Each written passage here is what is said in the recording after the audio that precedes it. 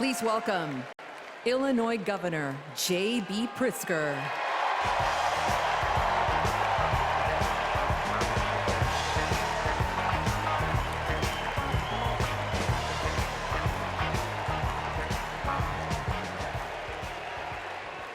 Fellow Democrats, welcome to Chicago! We're a great American city in a proud blue state.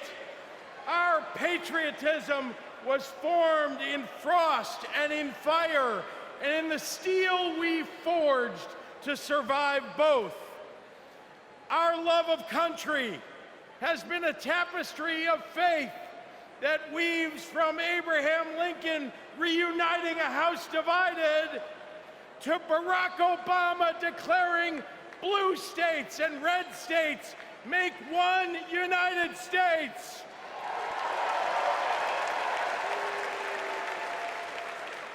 Now, Illinois' presidential pedigree is unmatched.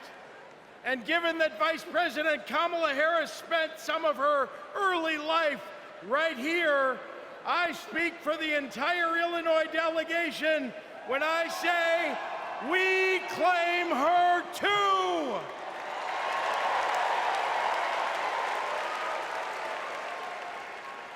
Now, one president we will never claim is the con artist the Republicans nominated in Milwaukee last month.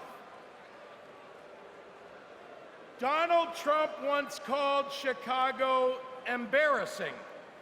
To quote a great Chicagoan who won 6 world championships on these very grounds, we take that personally.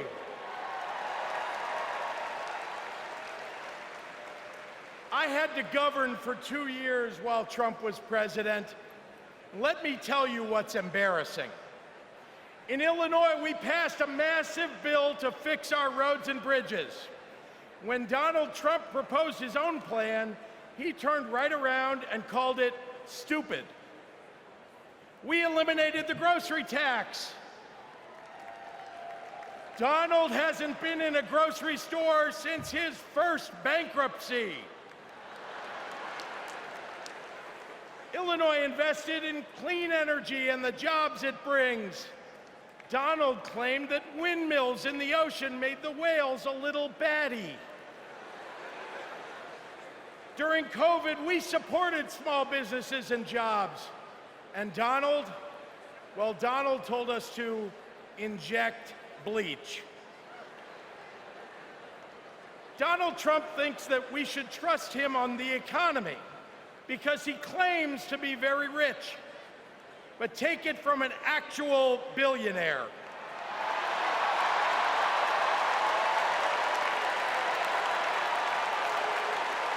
Trump is rich in only one thing: stupidity.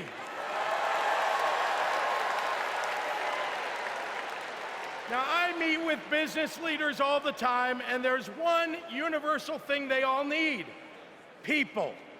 They need more workers to fill all the jobs they have. But the anti-freedom, anti-family policies of MAGA Republicans are driving workers away. Here's the thing. Americans don't want to be forced to drive 100 miles to deliver a baby because a draconian abortion law shut down the maternity ward. Americans want the hope of giving birth through IVF, not the fear that it might be taken away. Americans with LGBTQ kids don't want them facing discrimination at school because the state sanctioned it.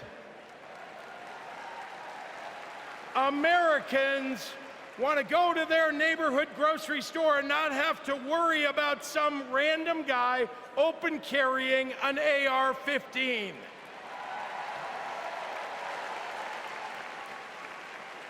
Americans don't want their kids to be taught in history class that slavery was a jobs program.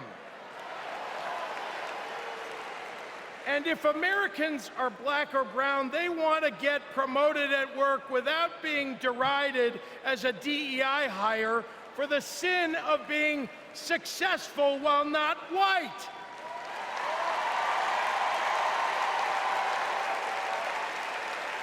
Let's be clear, it's not woke that limits economic growth, it's weird. And these guys aren't just weird, they're dangerous. Democrats are for lower taxes and higher wages, less inflation and more business growth. We just think it's wrong to craft those policies for Elon Musk and not for everyday working people.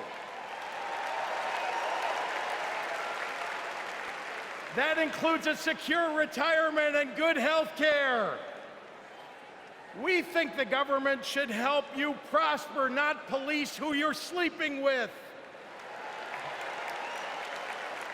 More than anything, Democrats want economic policies that are kind, not cruel.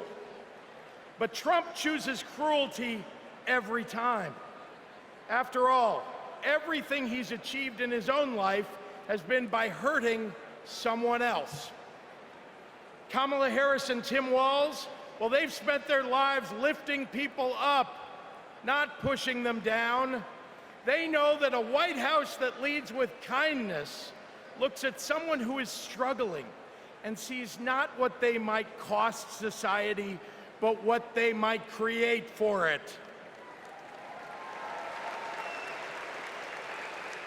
Americans want policies that give every American a chance to make it to the middle class. They want to grow small businesses, and Democrats want to cut taxes for everyday people. More than anything, Kamala Harris and Tim Walz want a country where we can all live with a little serenity. The serenity that comes with a balanced checkbook, an affordable grocery bill, and a housing market that has room for everyone.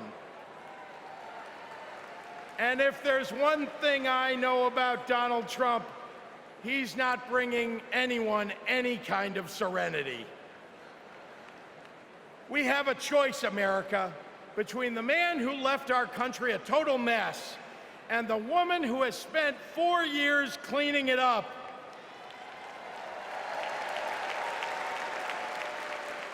And I think it's time we stop expecting women to clean up messes without the authority and the title to match the job.